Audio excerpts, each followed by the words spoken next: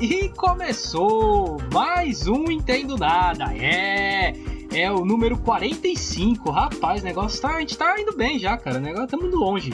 Logo estamos chegando nos 50, hein? E o tema de hoje é ufologia. Rapaz, é um tema interessante. Tema este que será apresentado por este que vos fala, Luiz Rossi, e por ele, ele que já confundiu o dirigível da Goodyear com o OVNI, Flávio Santos.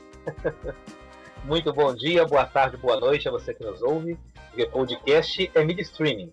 Você ouve onde, como e quando bem entender. É mídia independente. Eu já confundi tanta coisa, Luigi. Evidentemente, estou falando só de naves e aeronaves. Nada de outros assuntos. E você já deu uma dica aí para quem está ouvindo e ainda não sabe qual é o tema, né? Para mexer com a imaginação da pessoa. Mas eu quero fazer uma referência antes de tratar do assunto, de nós estarmos no episódio de número 45. Me surgiu aqui uma frase do Emicida, na música Triunfo, o primeiro sucesso dele em nível nacional. E ele fala mais ou menos assim: para quem já mordeu um cachorro por fome, pensando que era comida, até que eu já cheguei longe demais na vida. Claro que a gente não chegou a morder cachorro, nem nada do gênero, mas para quem está aqui labutando em rádio web, com internet precária, com equipamento que às vezes não é profissional, a gente está conseguindo tocar o barco de maneira muito decente e de uma maneira que deixa a gente muito feliz e certo do que a gente está fazendo. Boa, sim, é verdade, cara. A gente já nem pensava que a gente ia chegar no 45. 45 Entendo Nadas, né? Fora os outros episódios que a gente já fez aí, eu comentei no pouco, as lives, os drops, o Entendo Nada História, que logo vai sair mais um. Então, se contar tudo ali, tudo que a gente já fez deve estar batendo 60 já, cara, se não mais. Provável. Bastante coisa, é provável, Acho bastante coisa. Acho Né? que mais. Até mais. Isso, até mais. Tem os drops, tem drops, tem tendo pouco, como você disse, né? Tem várias versões de várias coisas aí. Então já passou dos 60. Já dá para fazer uma comemoração. Em Indaiatuba com direito a churrasco e assessoria do Max. Demorou, vai ter quando a pandemia passar de vez, né? Porque eu ia falar quando acabar a quarentena, mas tá acabando a quarentena, a pandemia não passou, a situação tá feia no Brasil, não passou, mas enfim. Quando acabar a pandemia, a gente faz isso. Quarentena, né? Quarentena, a gente não tem quarentena aqui. Mas enfim, não é esse o assunto, não é isso que nós vamos tratar. É de outro assunto, aliás, é um assunto que a gente decidiu falar um pouco para até tirar um pouco a cabeça dessas coisas aqui, colocar a cabeça em outras coisas. Um tema que todo mundo gosta, cara. É incrível, é incrível. É um tema assim que, sei lá, mexe com a cabeça das pessoas. Não tem jeito. Você pode acreditar ou não, mas mexe com as pessoas. Mas eu vou apresentar aqui primeiro, fazer a apresentaçãozinha do tema. E aí vamos adentrar ao programa. Bom, ufologia. Uma questão que sempre permeou a mente humana é: estamos sozinhos? Desde a pré-história, a humanidade olha para o céu e tenta entender o que é essa imensidão. Será que há algo acontecendo ali? Bem, o fato é que depois que a astronomia avançou e começou a mostrar que existem inúmeras galáxias, estrelas, e que ao redor de várias estrelas existem também planetas, o homem começou a se perguntar: será que há vida ali também? Mas uma questão que é até mais antiga que a astronomia moderna é: se há vida fora do planeta, ela já veio nos visitar? Bem, o que não falta nesse assunto são questões e muitas dúvidas, viu? E para ajudar a responder a algumas delas, convidamos o editor da revista UFO e ufólogo Ademar, e eu vou errar o seu sobrenome, eu tenho certeza, Guivard. A gente fez a entrevista anterior com ele, porque ele estava realmente com a agenda bem apertada. Ele tá fazendo live atrás de live. A gente até conversou com ele e falou: eu tô terminando aqui com vocês, vou fazer uma live, depois tem mais outra live. E porque é um tema que realmente as pessoas gostam, cara. Não tem jeito, chama atenção. É uma celebridade, o homem. Impressionante. Não, é uma celebridade. A revista UFO, todo mundo já viu na banca de jornal. É uma revista que tá aí, sobrevivendo, né? Porque o mercado editorial tá morrendo, as revistas estão morrendo e ele tá ali. A revista UFO tá lá, tá sobrevivendo. E ele tá há mais de 30 anos nisso, então, com a revista, né? Fora que ele já é ufólogo, ele responde isso pra gente nessa entrevista que a gente fez com ele. Mas é isso, vamos entrar com a entrevista. E foi gravado já, foi pré-gravada. Então, mas estamos aí o Flávio lá na entrevista, dessa vez nenhum dos dois caiu, ficamos os dois lá. Dessa vez estávamos os dois. Mas vamos lá, vamos ver a entrevista. Mas antes, dar um recadinho rápido aqui. Vocês vão notar que o primeiro minuto da entrevista, minuto e meio, a gravação não tá aquela maravilha. Tá boa, tá audível, tá ok. Mas vocês vão notar que no meio desse minuto e meio vai melhorar, o som vai ficar muito bom. Foi na gravação mesmo, eu consegui acertar a partir desse tempo aí. Antes disso eu não consegui. Por mais que eu tenha editado, mexido na edição, o som do primeiro minuto e meio não ficou maravilhoso. Mas vocês vão perceber. Vocês vão notar que vai ter uma diferença de som assim, né, bem absurda, tá? Então é só o primeiro minuto e meio, tá audível, tá ok, dá pra ouvir, dá pra entender. Mas depois desse minuto e meio a coisa fica boa, tá? Vamos lá, vamos pra entrevista. Gevaera, gostaria de perguntar para você quais são as definições técnicas e científicas de UFO e de OVNI. Também vou aproveitar para emendar a pergunta do César Vieira, que é o nosso ouvinte, nosso fã de muito tempo. Ele pergunta como que é o processo para identificar o que é fraude ou não, o que é real e o que é mentira.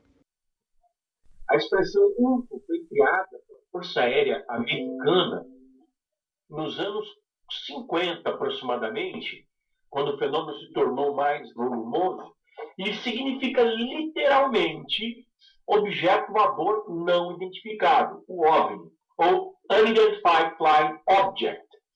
Tá? É um termo que pegou. Hoje a gente já poderia usar outros termos, porque, afinal de contas, da quantidade de casos de objetos voadores não identificados, que eram não identificados, nós já identificamos uma grande quantidade, já temos a certeza de que uma certa porcentagem desses objetos são de origem externa, exógena à Terra e que vem aqui nos visitar. Qual que é essa porcentagem? Perdão, qual que é a porcentagem? Vamos te dizer assim, as estatísticas aqui do Brasil, tá? Porque elas são diferentes em outras partes do mundo. Aqui no Brasil, a revista UFO recebe entre 100 e 200 relatos ou fotos de supostos objetos voadores. Ou seja, relatos de pessoas que acreditam ter visto objetos e fotos e vídeos de objetos feitos geralmente, em quase 100% dos casos, com celular. Nós recebemos esse material e analisamos. E funciona assim: a cada 100 casos que a gente recebe, de relatos, de fotos, ou de vídeos, ou de tudo misturado, 90, no mínimo, 90 a gente exclui de imediato, a priori, porque temos explicações bem banais para essas ocorrências. E, por exemplo, no caso de avistamento, são confusões que as pessoas fazem. Nesta época, para você ter um exemplo, nós estamos tendo o lançamento de satélites do SpaceX, chamados de Starlink. Estão causando enorme confusão um monte de gente que acredita estar vendo UFOs. Então, aí aumenta, já vai para 98%, 97%. Mas numa época normal, eu diria a você que são 90% dos casos que a gente explica, entende rapidamente e passa adiante. Os 10 casos que restam, eles necessitam de uma investigação, que nós não fazemos nos 90 anteriores, por termos respostas óbvias.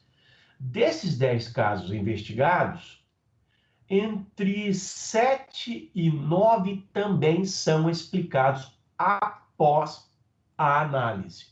E então são descartados. Mas pelo menos um, e dependendo do mês, 2 ou 3 casos não são explicados. E isso é uma coisa muito simples de dizer para você como funciona. Por exemplo, alguém me chama para ir até um local porque diz que ali viu no céu um objeto voador não identificado. Bom, primeiro que se for uma luzinha no céu que a pessoa viu, eu nem vou mais, porque isso não serve mais nem para estatística. Mas se a pessoa viu, disse que viu, por exemplo, um objeto grande em cima da sua casa, em cima do seu carro, em cima do seu campo, uma coisa assim, aí então é outra história. Eu vou lá para conversar com a testemunha. E aí, mediante o relato que ela dá, nós fazemos uma limpeza. Aquilo pode ter sido um avião, um helicóptero, um balão, um drone. um fenômeno atmosférico raro, meteorológico. Não, não é nada disso. Ah, então tá. Então essa ocorrência vai para o andar de cima. A mesma coisa com fotos ou vídeos. Eles chegam até nós, geralmente são noturnos, de pontos de luz distantes, sobre os quais não podemos falar nada. Eu recebo pelo menos, sem exagero, 10 vezes por dia, pelo WhatsApp, uma filmagem num pontinho de luz longe contra um céu escuro. Não tem um prédio perto, uma torre perto, nada que a gente possa usar como referência. Então pode ser tudo, pode ser estrela, pode ser satélite, pode ser drone, pode ser balão, pode ser planeta. Nessa época, Vênus está muito visível, né? Marte também, época de inverno, começando o inverno. Então a gente explica essas coisas todas. O que sobrou vai para o andar de cima. Aí, outros estudiosos, ou os mesmos, se esforçam mais para tentar explicar. Quando estão exauridas todas as possibilidades, nós então estamos diante de um objeto que não tem uma explicação racional, que não tem uma explicação terrena, que não tem uma explicação convencional. De onde vem isso? Nós não sabemos. Agora, se esse objeto executa movimentos, por exemplo, de acelerar rapidamente e parar, voltar sobre o seu curso, retornar, fazer ângulos de 45 graus, coisas que nenhuma aeronave terrestre poderia fazer, então nós já temos a confirmação de que estamos diante de uma tecnologia não terrestre. Próximo passo é definir aquilo como uma nave de origem exógena à Terra. Esse é o processo fundamental da ufologia. E nesse processo, se você me permite me estender um pouco mais na resposta, À vontade. nós utilizamos maciçamente técnicas científicas de investigação. Por exemplo, o objeto é visto. Nós temos uma grade psicológica de interpretação do fenômeno por parte da testemunha. O objeto é fotografado e filmado. Nós temos uma quantidade de expertos no nosso grupo que analisam a ocorrência sob o ponto de vista meteorológico, da física atmosférica, de outras, por exemplo, de análises feitas por software daquele objeto. Enfim, de todas as maneiras, a gente cerca o assunto e fecha a questão em cima. Então, eu te diria que dos 100 nós eliminamos 90, dos 10 nós eliminamos 7, 8 ou 9, restou 1. Em 1000, restam 10. A gente faz uma nova devassa, ficam 2, fica 1, ficam 3. Não importa. O importante é que, se em 1 milhão de casos nós tivermos um único confirmado como sendo de um aparelho construído com uma tecnologia que nós não dominamos, que vem de fora da Terra, porque não é algo que é reconhecido nem pelos Estados Unidos e nem pela Rússia. Então, já basta, já é suficiente. Um único caso já seria suficiente, mas é evidente que nós temos uma quantidade imensamente superior de casos que não tem absolutamente nenhuma explicação convencional. Duas perguntas para aproveitar o tempo aqui. A primeira, você falou aí de porcentagem, falou de uma série de possibilidades, mas eu queria saber de você, pessoalmente, se você já teve uma experiência pessoal com esse tipo de fenômeno, se já viu alguma coisa cabal, definitiva, provável, e também queria perguntar a respeito do paradoxo de Fermi. Você já deve ter visto aí centenas de vezes ao longo da vida ser debatido e ser falado. O Fermi, para quem não conhece, foi um físico italiano que ganhou o Prêmio Nobel de Física, que tal? E ele dizia que ele se questionava por que com tantas estrelas, tantos planetas, tantas possibilidades, ainda não existe uma prova definitiva de vida extraterrestre, de uma nave extraterrestre comprovada aqui na Terra. Veja, eu tive, para responder a tua primeira pergunta, 2 experiências de avistamento marcantes. A primeira delas foi em 1992, eu estava nos Estados Unidos, no estado de Nevada, a convite de um grupo norte-americano fazendo palestras em Las Vegas. As palestras daquele grupo duravam uma semana e aconteciam em cassinos, porque eles eram baratos. As pessoas vão para se hospedar e comer lá, custa barato, e jogam e gastam o seu dinheiro nisso. Então, o interesse é fazer eventos em cassinos. Hoje já não é mais assim. Então, você fica saturado com aquele ambiente de cassino, se fumava muito, é uma coisa muito ruim. Você sai. E eu decidi sair com a minha ex-mulher e com um casal de amigos também, ufólogos. Nós fomos até o deserto para respirar um ar puro, etc e tal, e coincide que a Área 51, é claro, nós sabíamos disso, fica ali próximo. Nós fomos numa vila um pouco à frente da Área 51, chamada Rachel, onde fica um bar famoso que é temático, é um bar que tem fotos de UFOs por todas as partes. É o Little Alien. E nós tomamos lá uma sopa, jantamos e voltamos. E ao retornarmos na estrada que liga Rachel a Las Vegas, que tem o que, uns 150 quilômetros por aí, durante uns 10 ou 20 quilômetros, o carro que nós estávamos foi perseguido por um objeto com uma luz imensa, fortíssima, que reteve o carro. O carro não conseguia avançar. As duas mulheres, a minha ex e a esposa do meu amigo ufólogo, dormiram. O meu amigo quase dormiu, eu quase dormi. Mas nós nos mantivemos acordados. Aquela foi uma tentativa de abdução, com certeza. Esse foi um caso muito, muito, muito firme. E a coisa curiosa nesse caso é que tanto eu quanto a Daisy e quanto o casal que estava nos bancos da frente, a gente só voltou a falar nisso, sei lá, 10 anos, 15 anos depois. A luz foi embora, o nosso carro voltou ao normal, nós chegamos a Las Vegas, fomos para o mesmo hotel, cada casal foi para o seu quarto e ficou por isso mesmo, não comentamos nada, nada, simplesmente nada. Por quê? Isso é muito suspeito, é muito esquisito isso aí. É um sinal de que poderia ter havido uma abdução, se é que não houve. Até agora não descobri por hipnose regressiva, já tentei várias vezes. O fato é que, enfim, nós passamos por isso.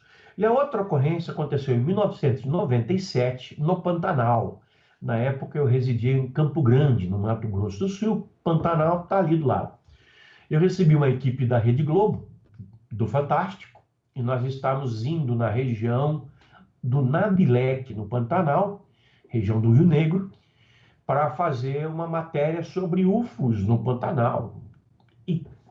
Eles estavam numa caminhonete 4x4, o pessoal da Globo, e eu estava numa caminhonete 4x2, não era traçada. E a minha caminhonete atolou num certo ponto, embora o Pantanal tivesse seco naquela época, e naquele local ainda havia ali um pouco de água, né, o que a gente chama de vazante, e minha caminhonete atolou. Estávamos todos, sei lá, umas 6, 8 pessoas, tentando empurrar e tirar a caminhonete, e eu no volante. Quando nós vimos, isso era 7 da noite, já estava aquele azul escuro do céu, mas ainda não era noite, ainda não estava preto, estava um azul muito bonito naquela região do Pantanal, a visibilidade é ótima, né? Não tem queimado, não tem nada, porque é tudo úmido. E quando eu vi, o cara que estava do meu lado viu e nós gritamos para todos, olha lá, olha lá. E um objeto voador do tamanho de 1/3 da Lua, aproximadamente, portanto muito grande, cortou o céu de fora a fora. E claro, não poderia ser satélite, não poderia ser nada. Velocidade constante, uma coisa muito séria. E isso aconteceu.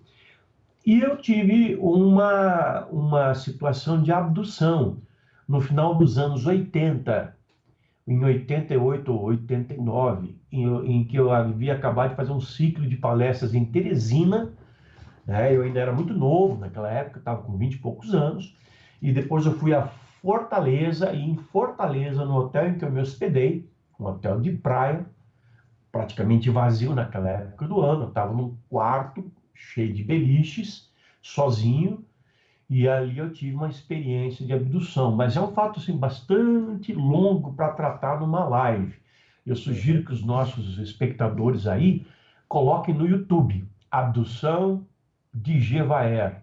e tem a história completa e detalhada, não só narrada por mim, como pelo Marco Antônio Petit, que foi o pesquisador deste caso, porque, embora eu também seja ufólogo, eu convoquei um outro ufólogo para fazer essa investigação junto da hipnóloga e também ufóloga Gilda Moura.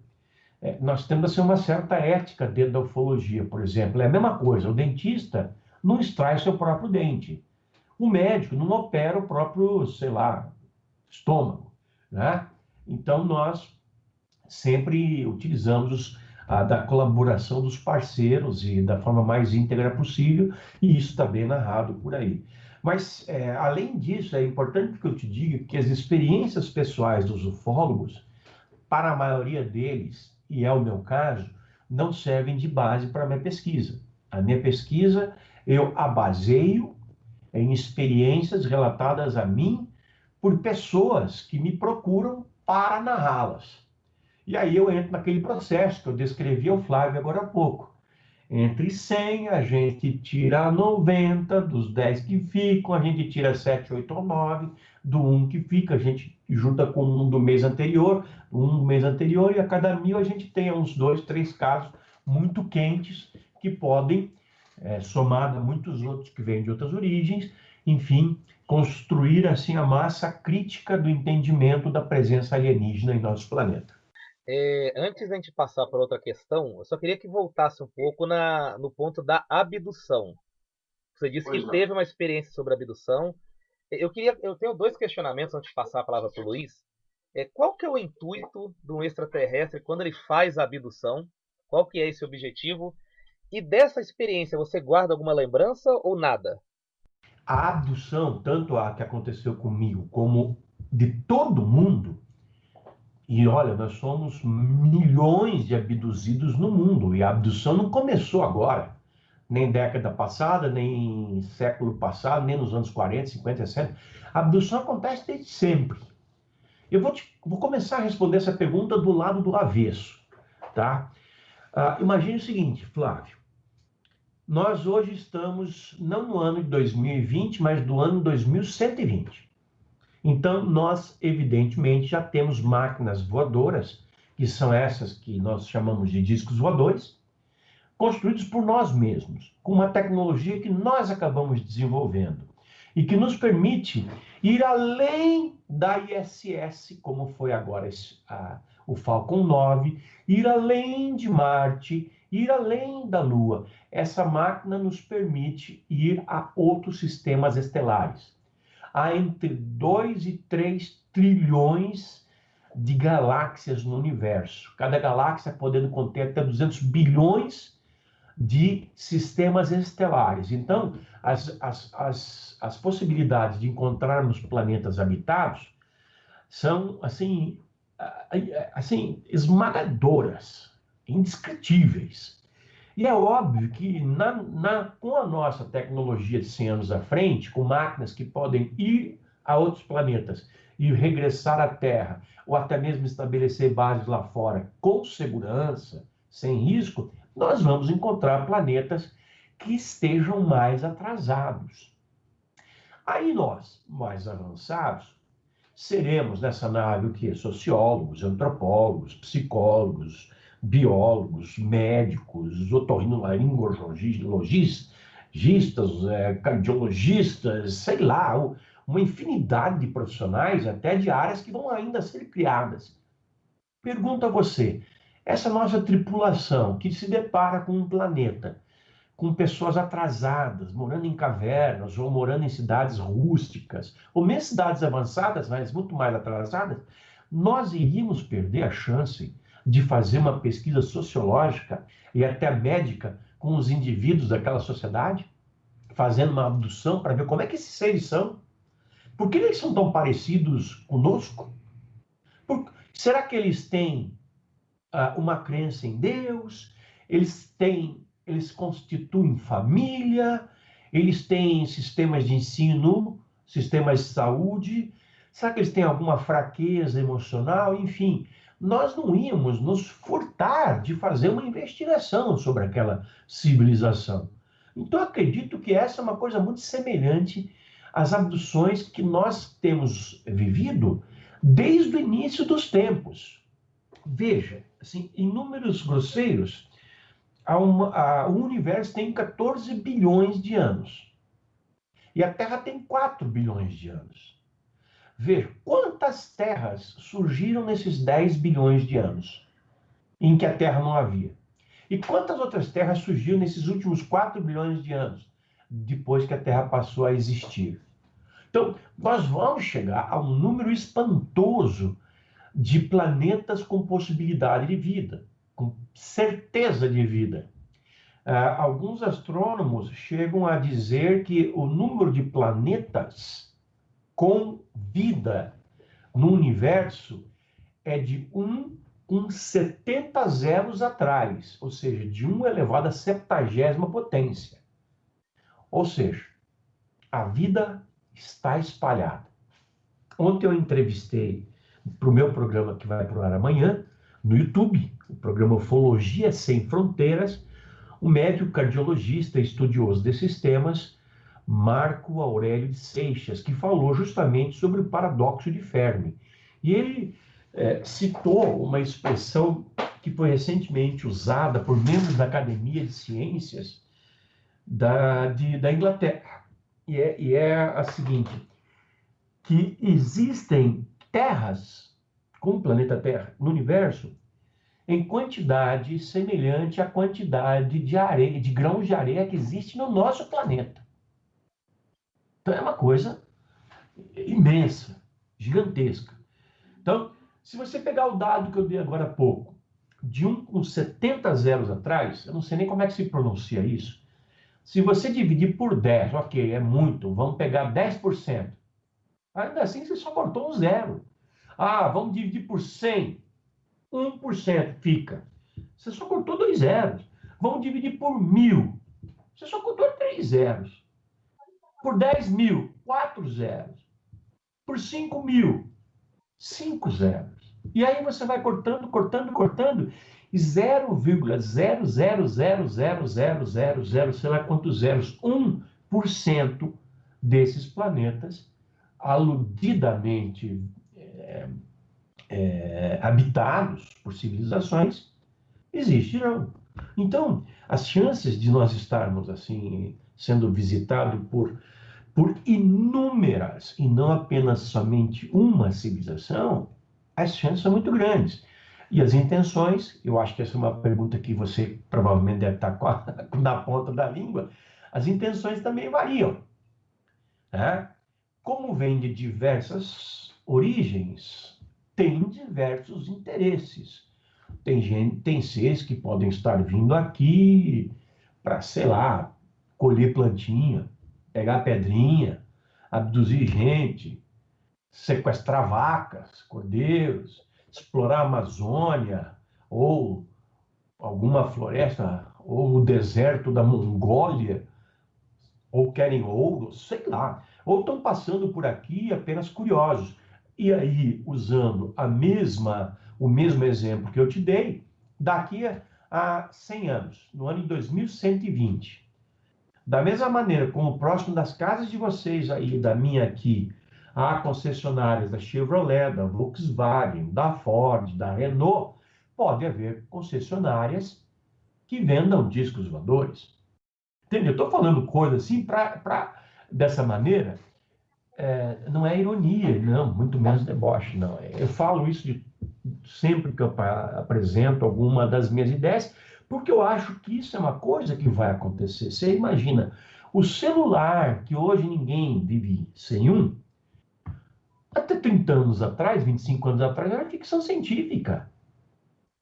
Nós estamos falando agora aqui via satélite. A nossa conversa, eu aqui em Curitiba, vocês, o Flávio em São Paulo, Luiz em Indaiatuba, a nossa conversa está passando por, sei lá, 3, 2 ou 4 satélites para chegar aí. E chega clara e nítida. Isso era ficção científica há anos atrás.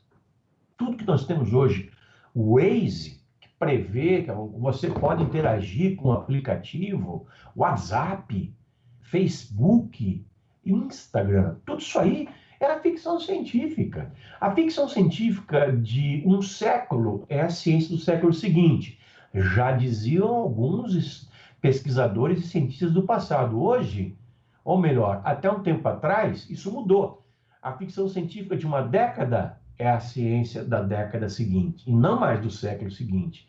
E hoje eu me arriscaria a dizer que a ficção científica de um ano vira ciência no ano seguinte.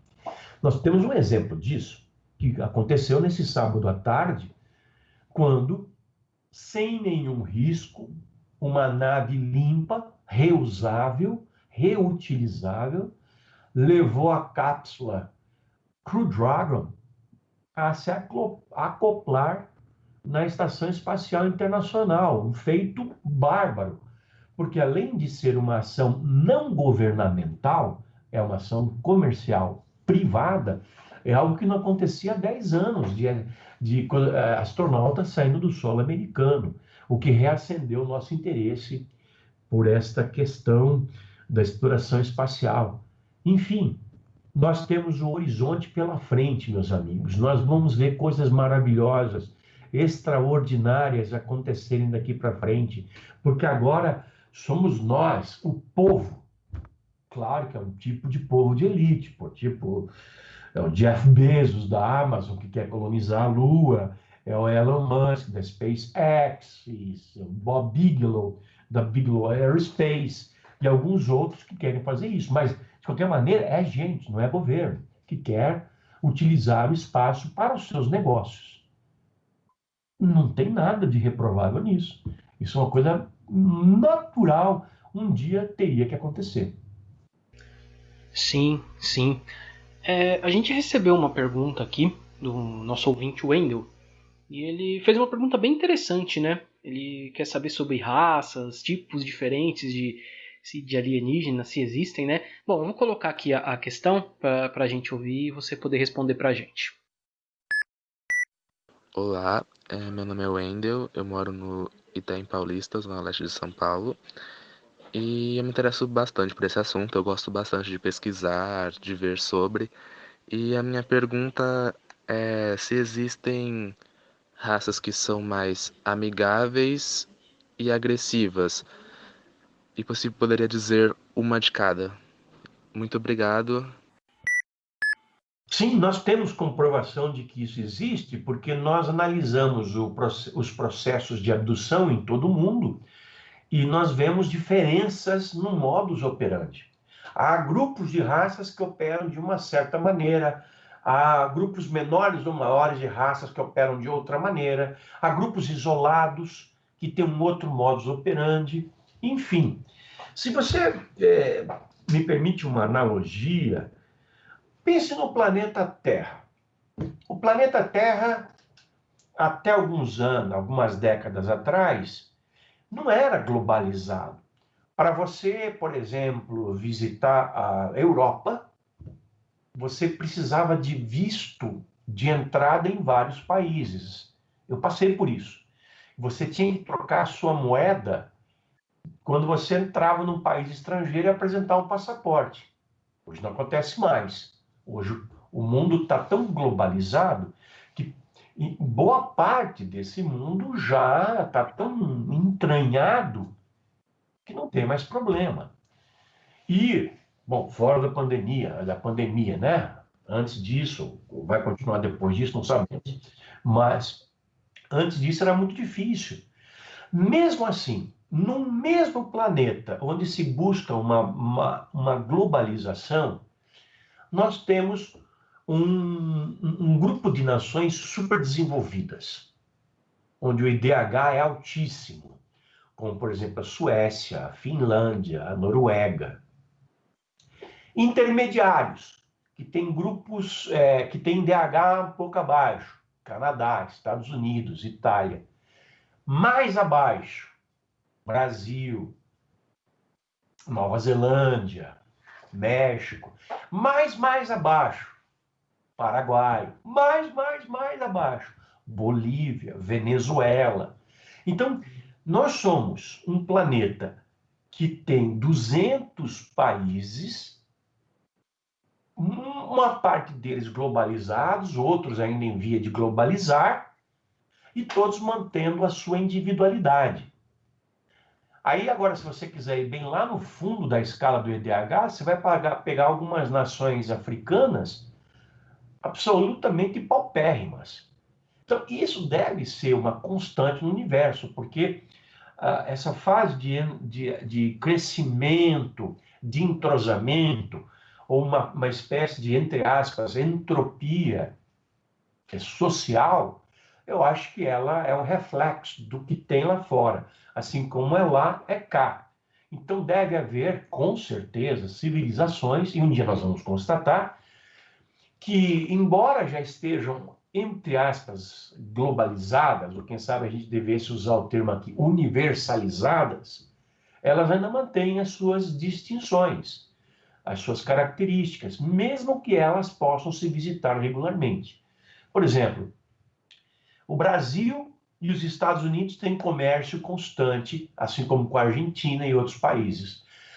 Mas já não temos comércio constante com Ruanda, com a Rodésia, ou com a Bolívia, entende? Ou com a Micronésia.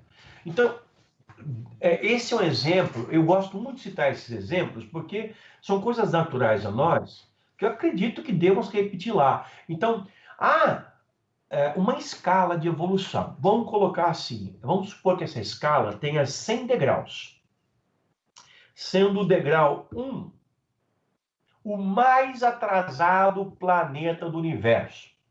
Aquele em que seres absolutamente primitivos, nus, ainda se arrastam em cavernas e comem carne crua porque não conseguirem descobrir o fogo.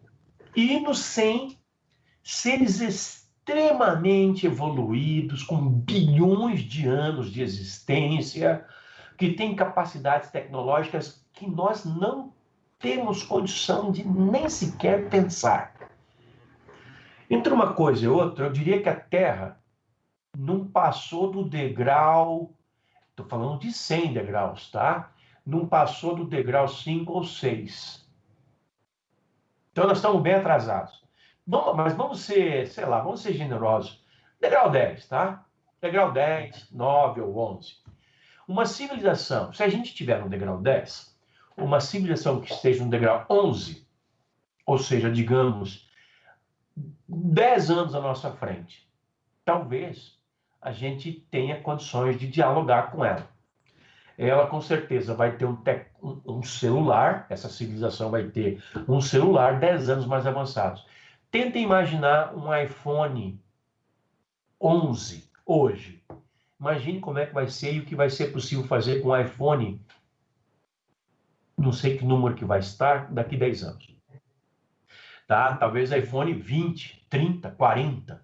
O iPhone é capaz de produzir uma tecnologia em que eu veja vocês aqui no meu escritório, por holograma, sei lá. Entende? Então, essa civilização está no degrau 11, a gente, eu acho que ainda vai ter condição de compreender. A gente tem a nossa ficção científica. Talvez isso se aplique, vamos dizer, parcialmente a uma civilização que esteja no degrau 12. E muito pouco uma civilização no degrau 12,5 ou 13. Daí para frente, não haveria condições de entrosamento entre nós e essas civilizações. É a mesma coisa que você tentar mostrar um iPhone 11 hoje para um índio de uma tribo lá do Xingu e falar para ele, cara, faz uma ligação aí para o teu cacique.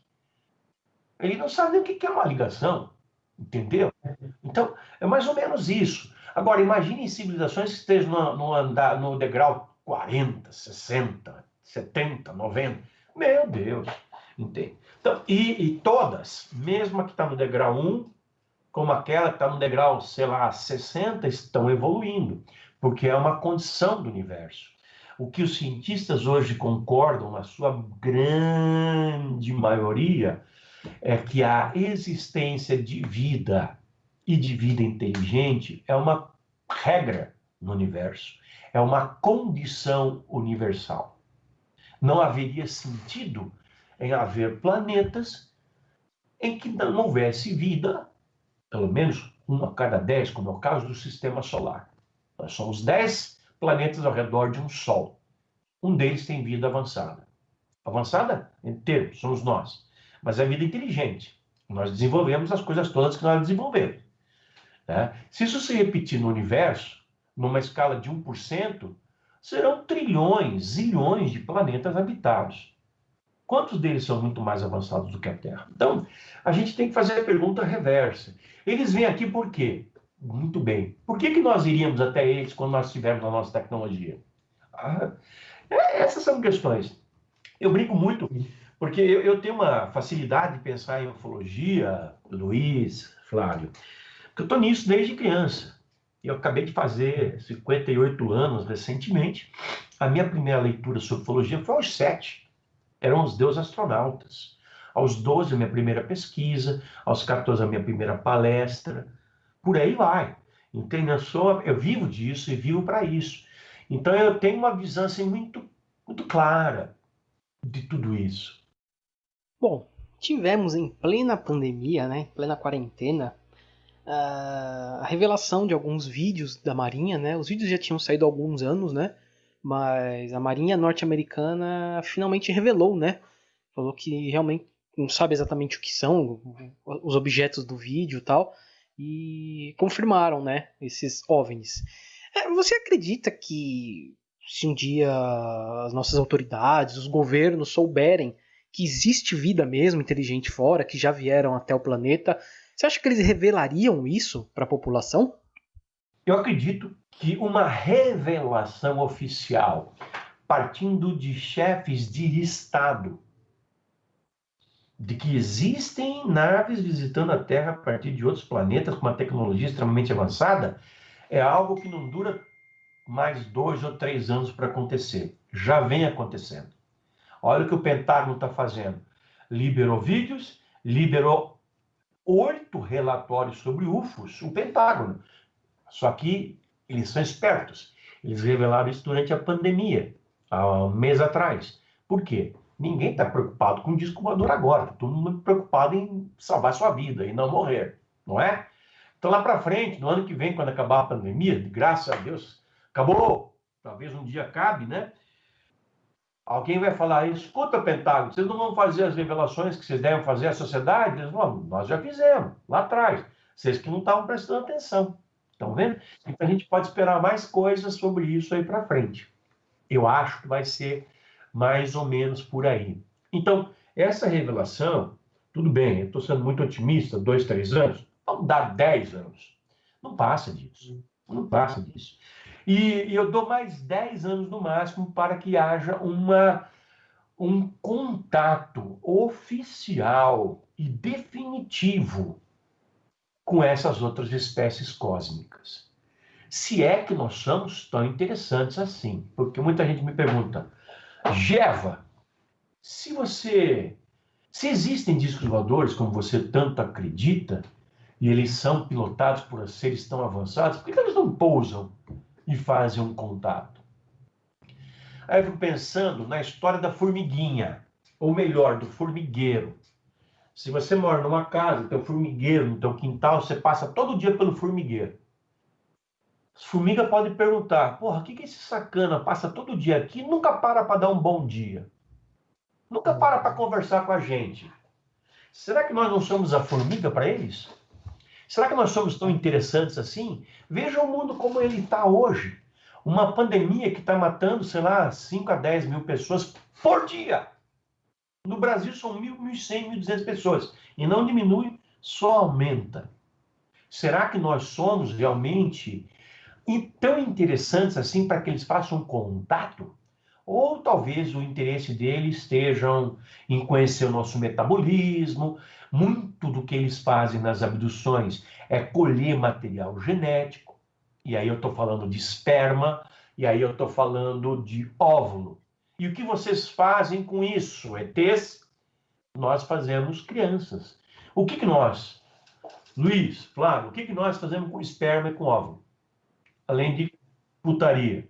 Nós fazemos crianças. nós fazemos nenês, nós continuamos a saga da nossa espécie. E se esses seres estão precisando de material genético humano, que é abundante, somos 8 bilhões e 200 milhões de seres humanos, para, por exemplo, restaurar condições de reprodução já perdidas ou deterioradas por raças mais avançadas, seja por que razão for.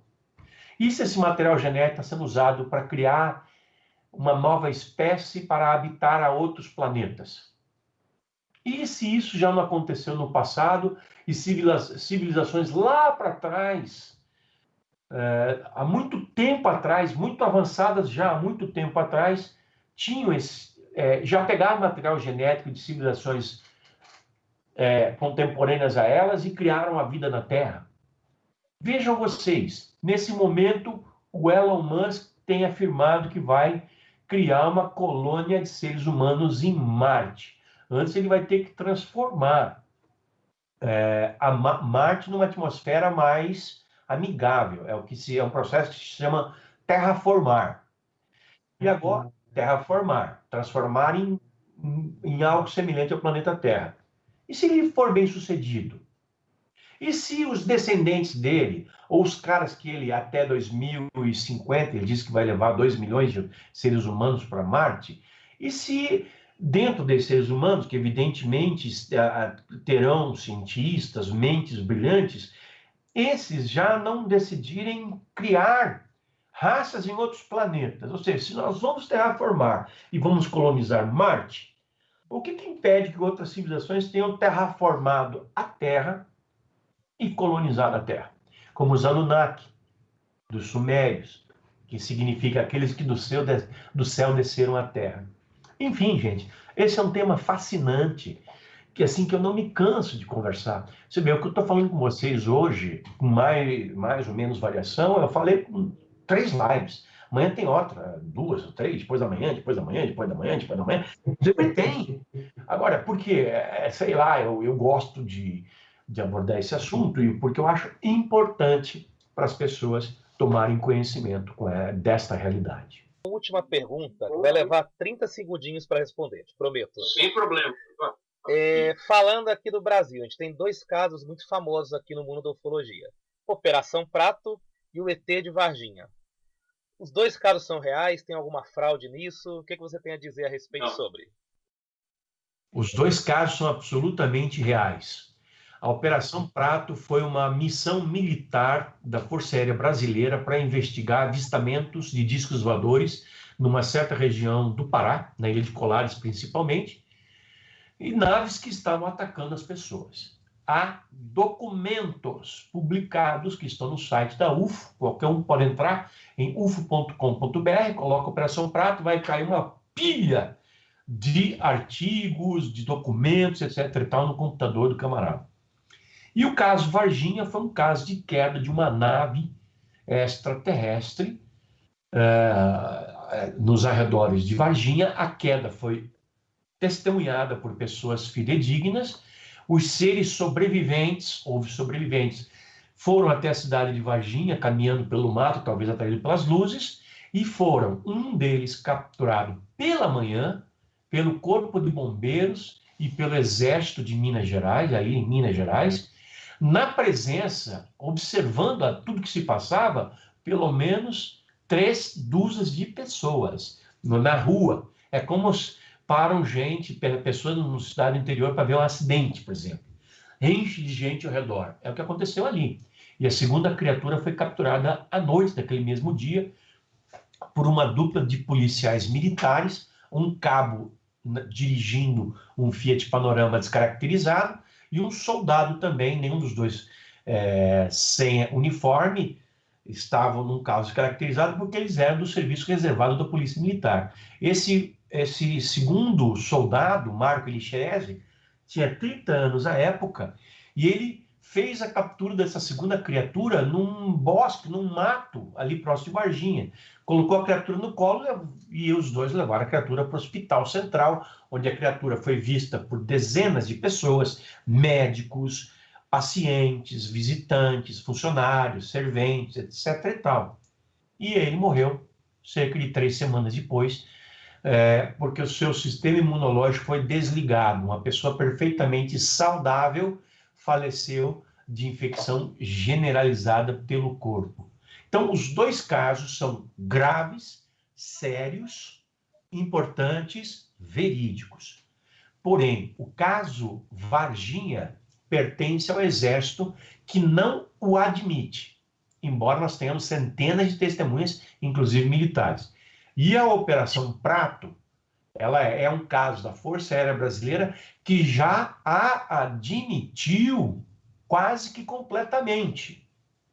E é um caso, ambos os casos, aliás, são casos únicos no mundo. Não há nada semelhante ao caso Varginha e à Operação Prata, pelo menos que eu tenha conhecimento, em qualquer outro lugar ou época no mundo inteiro.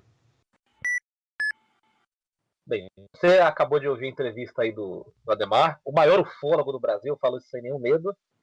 Eu quero deixar registrado que quando eu e o Luiz fomos falar desse assunto, nós decidimos o que a gente ia falar, nós tínhamos um pouco de receio de não achar pessoas sérias tratando do assunto, embora a gente goste muito disso, leia bastante sobre.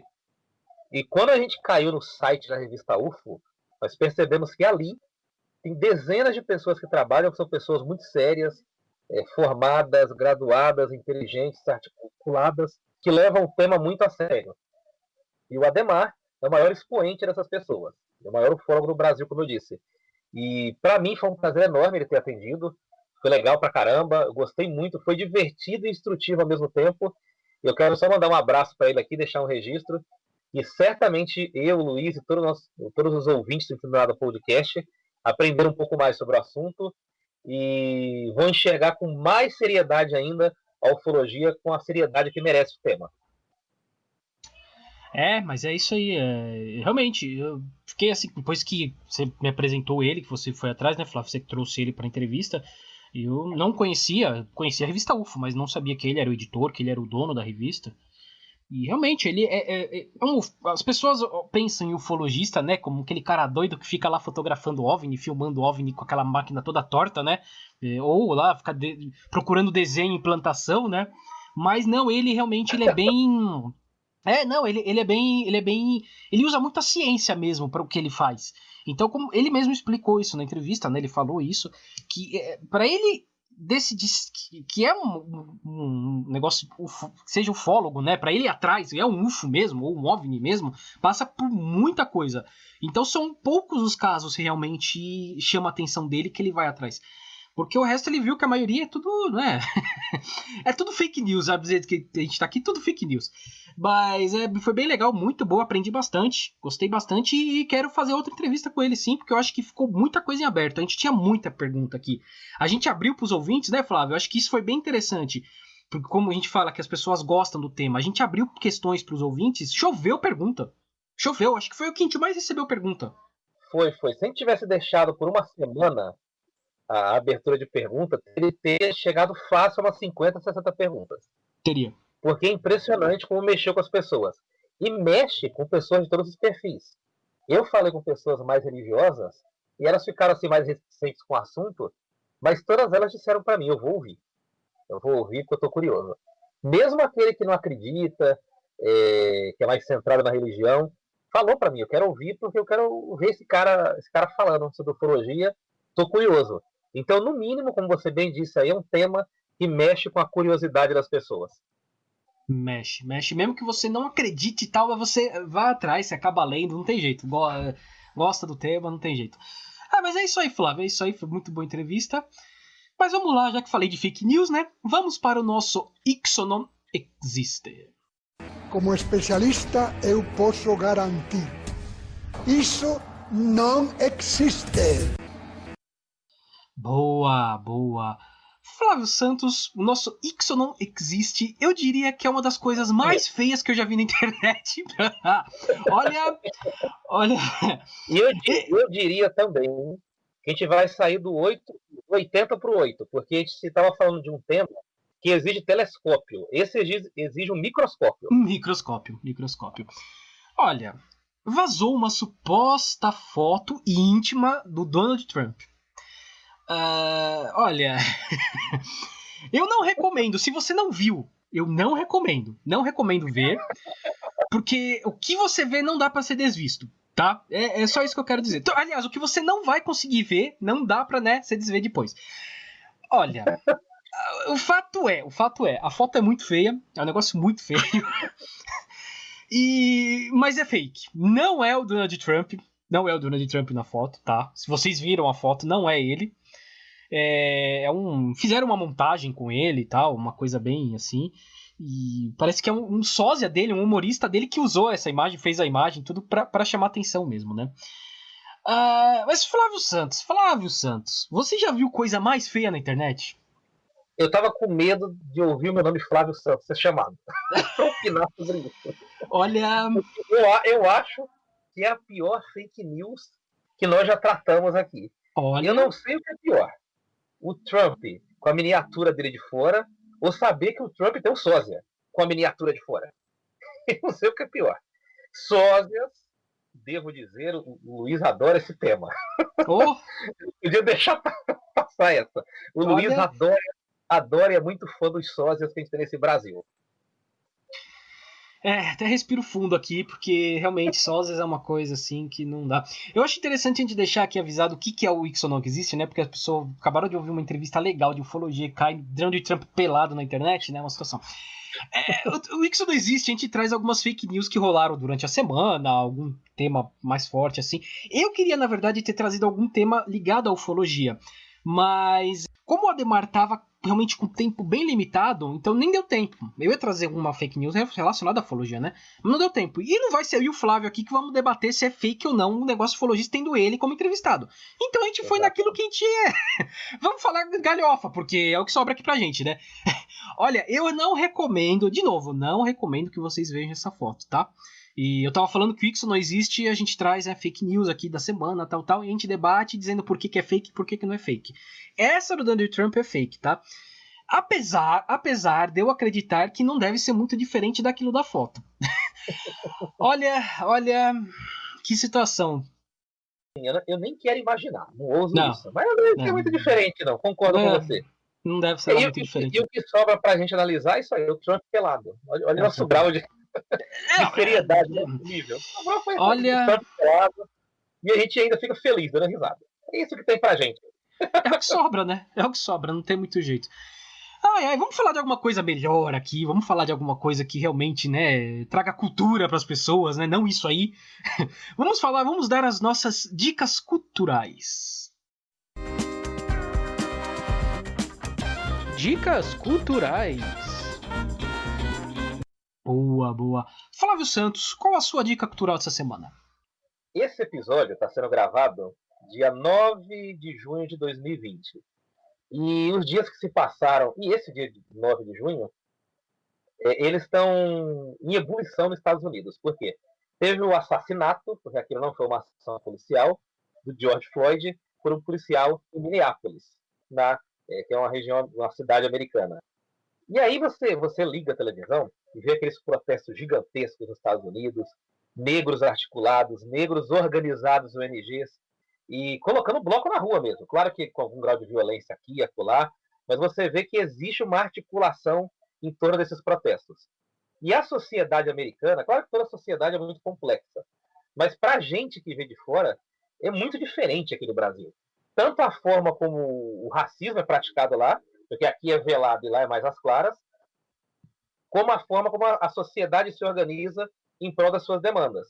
Eu vou indicar um filme aqui, que ele mostra direto um retrato fidedigno das entranhas da sociedade americana. E o nome do filme é A Outra História Americana, que é protagonizado pelo Edward Norton e é do diretor Tony Kaye.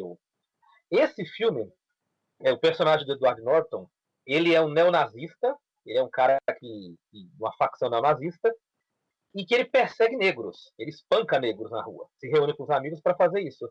E num dado momento, o destino se virou contra ele porque ele estava saindo de casa e viu 2 jovens negros tentando roubar o seu carro no quintal. Ele perseguiu os 2 e matou a tiros. E foi preso. E ele se achou preso, no momento que ele foi preso, ele se achou como um herói americano. Ele estava matando negros. Só que ele chegou na cadeia e viu que a coisa não é bem assim. Negros, arianos, latinos, a convivência e o mundo capitalista da cadeia é bem diferente do mundo aqui fora. Então esse filme eu estou indicando para você porque ele vai te dar uma noção, porque nunca a gente vai entender um país, uma sociedade por inteiro, ele vai te dar uma noção do porquê essas coisas acontecem nos Estados Unidos e como funciona a questão racial nas terras do tio Sam, Luigi. A terra do Tio Sam, no Brasil e em muitos outros lugares. Eu acho que... É que os Estados Unidos, ele já tem esse histórico de brigas e batalhas, né, raciais. A democracia norte-americana, ela permite isso de uma maneira meio lenta. Como eu falo, a democracia é lenta. Ela demora para acontecer, as coisas acontecerem. Mas só a democracia permite que aconteçam as mudanças. Então, desde que você teve o fim da escravidão lá nos Estados Unidos, que ocasionou uma guerra civil sangrenta dentro dos Estados Unidos, né? E esse fim da escravidão levou a essa guerra civil. Uma coisa terrível, foi muito terrível. Foi na década de 1860. Só em 1960, a década de 1960, é que os Estados Unidos realmente começaram a olhar com essa questão diferente. E por que eu tô falando isso? Porque eu vou falar de um seriado aqui, que é o Doctor Who, que eu adoro, sou muito fã. E eu vou falar de um episódio específico, não ia falar dele, eu vou falar agora aqui porque me veio na cabeça e não tem como. Que é um episódio específico, eu já dei esse episódio de dica aqui porque ele é muito bom. Você pode assistir esse episódio sem conhecer o seriado. Esse episódio dá pra você assistir sem conhecer o seriado. Que é o episódio da 11ª temporada, acho que é de 2018 ou 2019, que eles viajam no tempo, né, o Doctor Who. Eu vou falar um pouco mais do Doctor Who daqui a pouco, mas eles viajam no tempo e vão no fatídico dia que Rosa Parks recusou se levantar do seu lugar no ônibus. Isso é na década de 50, 60 nos Estados Unidos. Envolve Martin Luther King, toda aquela coisa. Então você vê que demorou 100 anos. Ainda os negros tinham que se levantar dos lugares que os brancos queriam sentar. O bebedouro era separado. Você tinha dias para os brancos irem no lugar e outros dias para os negros irem para algum lugar. Isso em 1960. Então, tudo isso que a gente está vendo agora é só consequência daquilo lá atrás. As coisas vão andando. A democracia é lenta, demora para acontecer, mas acontece. E só ela permite que aconteça isso, né? Então, assistam esse episódio da 11ª temporada. É o terceiro da 11ª temporada. Rosa Parks é o nome do episódio. E tá no Globoplay. Agora eu vou falar um pouquinho de Doctor Who em si. Eu tô reassistindo Doctor Who. Eu voltei para a primeira temporada da série moderna, porque ela é dividida em duas partes. Existe uma série antiga, que vai da década de 60, acho que é de 63 até 89, e depois volta em 2005. Eu peguei para reassistir essa de 2005, que é a primeira temporada do retorno, né? Eu recomendo que vocês assistam esse episódio aqui, que eu acabei de falar, e assistam a primeira temporada depois. Volta lá, em 2005. O CGI não funciona muito bem, tem algumas questões tecnológicas ali que não vai muito bem na filmagem, mas a história é muito boa. Eu recomendo que vocês assistam, e vou recomendar um podcast relacionado ao Doctor Who, e eu vou recomendar esse podcast porque se esse podcast de hoje nosso aqui existe, é por causa desse podcast do Doctor Who, porque foi o primeiro podcast que eu ouvi, e me fez apaixonar por podcast. E a partir daí eu comecei a ouvir outros podcasts, apresentei podcast pro Flávio, e aí a gente decidiu fazer o nosso aqui. Então, que é o DWBRcast. Eu recomendo que vocês assistam o episódio e vão ouvir o review deles.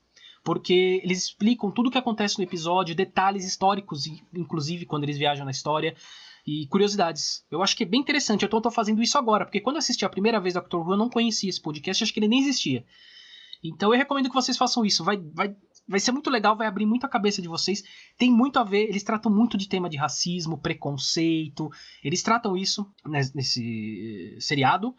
E que interessante, porque é um extraterrestre, né, que viaja pelo tempo, que viaja pelo espaço, e vem pra Terra, viaja pra outros lugares. É bem interessante. Recomendo vocês assistirem. Certo, Flávio? Falei demais aqui. Falei demais agora, né? Mas... é porque realmente é um negócio que eu gosto muito. Doctor Who, pode falar quando quiser. Pode, manda bala, pode falar. É um seriado que eu penso em assistir. Eu acho legal a temática. Assista. Eu gosto muito do tema, da ideia, do conceito. É uma coisa que eu penso em assistir. Assista. Tá no Globoplay, viu? Não sei se você assina o Globoplay, mas tá lá. Tá tudo lá. Essa temporada moderna, né? Tem uma temporada antiga que eu falei, é de 63 a 89. E é interessante porque eu falei, ele é um extraterrestre, ele é um senhor do tempo, né? Ele vem de um planeta chamado Gallifrey, ele é um senhor do tempo. A jogada é interessante aí porque nós estamos hoje, é a primeira, a atual, né? A temporada atual é uma doutora, é uma mulher que tá fazendo pela primeira vez. E qual que é a jogada? Lá no início, tava fazendo muito sucesso o Doctor Who, lá na década de 60, muito sucesso. Porém, o protagonista, ele já era um senhor de idade e ele começou a ter problemas senis. Ele já não conseguia mais gravar, ele já esquecia as falas. E aí falaram, a gente vai ter que tirar do ar. Não dá pra continuar. Qual foi a jogada? Falaram, não. Se ele é um ET, ele tem esse poder de se regenerar. Ele se regenera e vira outra pessoa. É muito legal isso, cara. Ele vira outra pessoa, mas é a mesma pessoa. Então, com isso, ele existe desde a década de 60. São 13 doutores até hoje. Tiveram 13 protagonistas. É muito legal. Eu recomendo que vocês assistam. Recomendo mesmo. Tá no Globoplay. Pra quem assina, tá lá. Pode assistir que tá tudo lá. Ou você consegue achar aí por outras maneiras também. Não é difícil de achar, não. Você acha por aí, viu? Porque a base de fãs daqui no Brasil é bem fiel a esse seriado aí. Mas é isso, Flávio. É isso. Boa. Vamos para os nossos salves, chamegos e sapatadas. Salves, chamegos e sapatadas. Flávio Santos. Tem alguns salves aí, né, Flávio? Tenho sim. Manda. Eu vou começar por um salve familiar. Vou puxar a sardinha para minha família. Eu quero mandar um salve especial para o Endo Ferreira. Vocês ouviram o áudio durante a entrevista. Ele é meu primo. Desculpa, é meu primo que fez a pergunta inteligente. Só queria falar isso. E por tabela, também quero mandar um salve pro irmão dele, que é o Eldon Ferreira, que é o meu afilhado. Então, também muito inteligente, não quero puxar o saco. Quero mandar também outros salves para a Ariadna, que simplesmente gamou a nossa caneca. Para a Camila Meirelles, também adorou nossa caneca. E a Priscila Furuli, que disse que quer uma. Quer uma caneca. E caneca essa, você já deve ter visto nas nossas redes sociais, as fotos, nas redes sociais do Luiz e minha, que foi patrocinada pela Edilene Mesquita, que é a companheira, a esposa do Luiz Rossi, que patrocinou para a gente, deu de brinde para nossa caneca. E logo, logo, nós vamos anunciar algo a respeito dela nas redes sociais. Mistério. Espera nada, logo, logo vai ter um anúncio aí, vocês vão gostar bastante. Quero mandar um abraço especial para o Cristiano Vasconcelos. Ele era meu treinador na academia BGP, na cidade de Tiradentes, na Rua Pé do Morro. Hoje ele trabalha na Smart Fit, lá na República, e está fazendo aniversário. Ele fez um negócio meio fake, Luiz. Ele colocou uma foto de um bolo com 22 anos. Só que quando eu fui treinar com ele, ele já tinha quase 30 anos atrás. Eu não entendi porque o bolo tem 22. ok, fica o salve aqui e um abraço para ele. Eu acho que ele é meio Doctor Who, né, cara? Ele vai mudando assim, vai de. É o Benjamin Button, da cidade de Tiradentes. É o Benjamin Button, Que eu, hein? Cada coisa, cara. Eu tenho salves aqui também. Eu vou mandar uns salves para algumas das pessoas que mandaram perguntas pra gente, né? Que é o César Vieira, o Guilherme Filho, a Maristela Gutierrez e para Marli Yoshida, que eles mandaram perguntas, a gente acabou não conseguindo fazer as perguntas exatamente como vocês mandaram, por causa do tempo. A gente ficou com um tempo bem limitado com ele, tivemos aí 45 minutos para falar com ele, e ele fala bastante, né? Vocês perceberam? A gente também fala bastante, então 45 minutos não dá nada. Então, mas as questões estão guardadas, viu? A gente pretende reentrevistá-lo e fazer essas questões para ele de novo, tá? E vai ter também um episódio especial em setembro. Boa! Não vamos falar, tem a ver com ufologia, não vamos falar exatamente o que é. Boa! Isso aí, teremos. E eu quero mandar um salve aqui pro Rafael, da Boreal. Eu conheci e tal, e apresentei o podcast pra ele. E ele falou que ele assinou o Spotify só pra continuar ouvindo a gente. Olha a responsa, Flávio. Olha a responsa. A gente tem que fazer um negócio bom aqui, porque olha... Tem que deixar esse homem apresentar o programa um dia. Depois que ele deu essa moral pra gente, tem que vir aqui e apresentar sozinho o programa. E a gente ouvir. Porque, olha, eu vou te falar. Eu fiquei muito feliz quando você contou. Porque a gente tá gravando esse episódio aqui. Aí, 10 minutos antes, a gente entra, alinha as coisas. Aí o Luiz falou, Rafael, e eu achei o nome dele bonito. Porque lembra da Aurora Boreal. Aí eu pensei que era o sobrenome. Eu falei, nossa, que lindo. Aí o Luiz, não, é o lugar onde ele trabalha. Eu falei, ok. Aí o Luiz contou a história que ele assinou o Spotify só para continuar ouvindo a gente. Eu falei, caraca, coisa legal. Que coisa legal. Se esforçar para fazer um trabalho que nem sempre é o melhor trabalho do mundo, mas é o que a gente consegue fazer em bom nível, entregar com carinho para vocês, tem esse tipo de recompensa. E isso, para mim, vale muito. O cara falar que assinou o negócio só para nos ouvir. Então, brigadão, Rafael, um abraço para você. E tá no hall aqui dos nossos fãs preferidos. Ah, não, você sabe que... Lembra que eu comentei que a gente até chegou a comentar de fazer um episódio de e-sports, né? E-sports, ou de games em geral. Sim. Ele que deu essa ideia. Acabou não indo pra frente porque a gente foi engolido por uma pandemia, né? E fomos engolidos. Mas, e eu falei pra ele, porque eu entendo muito pouco de videogame, o Flávio também não é um grande entendido, e eu falei com ele falou que gostaria, participaria sim com a gente, traria algum convidado, se fosse o caso, e participaria com a gente. Então eu acho interessante, a gente pensar nisso daí. Então já tá fechado. Não vamos marcar a data ainda, mas já tá convidado. Tá convidado aqui no ar. Não é ao vivo, é gravado, eu parei de falar ao vivo. Tá me achando meio Faustão aqui. Mas já tá marcado aqui. Tá marcado, tá com as portas abertas. Só vamos agendar e alinhar as coisas, Rafael. Boa. É isso, o Flávio falou das canecas, né? A gente tá preparando aí alguma coisa aí com essas canecas. O pessoal gostou bastante das canecas. Estamos planejando algumas coisas aí, logo vocês vão saber. É isso, Flávio, é isso. Não temos chamego essa semana, não tem sapatada essa semana, tá tudo tranquilo. Vamos pro encerramento, né? Eu vou passar aqui os canais de contato antes da gente dar as tratativas finais aqui. O nosso e-mail é entendonadapodcast@gmail.com. O Facebook é o Entendo Nada Podcast. O Instagram é o @entendonadapodcast. O Twitter é o @entendonpodcast. Eu sempre vou explicar que não dava para escrever Entendo Nada, porque já tinha alguém usando, e não cabia Entendo Nada Podcast. Então foi o jeito que eu dei aqui, Entendo N Podcast. E estamos em várias plataformas. YouTube, Spotify. O Deezer eu tô numa briga com ele lá, eu descobri o que aconteceu. Vai demorar pra eu resolver esse problema, mas eu vou resolver esse problema. Eu descobri o que aconteceu. Então não estamos no Deezer ainda, mas estaremos no Deezer. Mas estamos no iTunes, Apple Podcast, que na verdade são a mesma coisa, que o iTunes é para Android e para Windows, e Apple Podcast é para Apple, né? Quem tem Apple é Apple Podcast. Google Podcasts e vários agregadores. Todos os agregadores. Pelo menos os que eu procurei, a gente tá lá. É só procurar lá. Entendo Nada Podcast.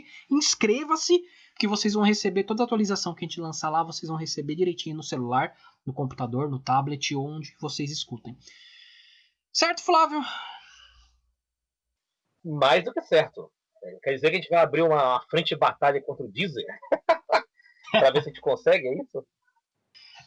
É uma questão técnica, na verdade, né? Eu tava lendo, porque uma época a gente começou a gravar, eu fiz o nosso final em M4A, ponto .m4a, que era o que o Anchor pedia.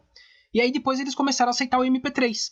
Só que o Deezer só aceita MP3, então os nossos primeiros episódios tá tudo em M4A. Eu vou ter que rever como eu vou fazer isso, repassar para MP3 para ver se eu consigo jogar no Deezer. Tá uma briga, mas eu vou conseguir, eu vou chegar lá. Sigam-nos no YouTube. É importante pra gente. Daqui a um tempo nós vamos formatar alguns conteúdos para colocar lá. E se você seguir a gente, vai receber a notificaçãozinha e vai saber em primeira mão. Eu prometo a vocês conteúdo de qualidade que o Luiz Rossi e eu estamos preparando. Então siga mesmo a gente no YouTube, não esqueça. Sim, inclusive no YouTube estão as nossas lives que gravamos no Instagram e eu jogo lá pro YouTube. Então, para quem não conseguiu ver por algum motivo ao vivo, né, no Instagram, tá lá no YouTube. Então não é só som não, tem a nossa imagem lá, o que... digo mais, nossa imagem pelo menos é mais bonita que a do Trump. Vou até bater a mão aqui. Pelo menos isso, Flávio. Pelo menos isso. Olha, o que não precisa de muito também. Entre nós. Não precisa de muito, isso é verdade. Bom, pelo menos um pouco de laranja. A gente não é laranja, pelo menos. Não, a gente não é laranja. Isso é verdade, eu não sou laranja, isso é pronto. Tá certo. Nossa imagem é mais bonita que ele. Aquela foto lá, minha nossa. Chega. É isso aí, Flávio. Vamos nessa. Vamos fechar aqui. Vamos encerrar. É hora de encerrar. É isso aí, Flávio. Valeu, muito obrigado e até a próxima. Bora. Fumos.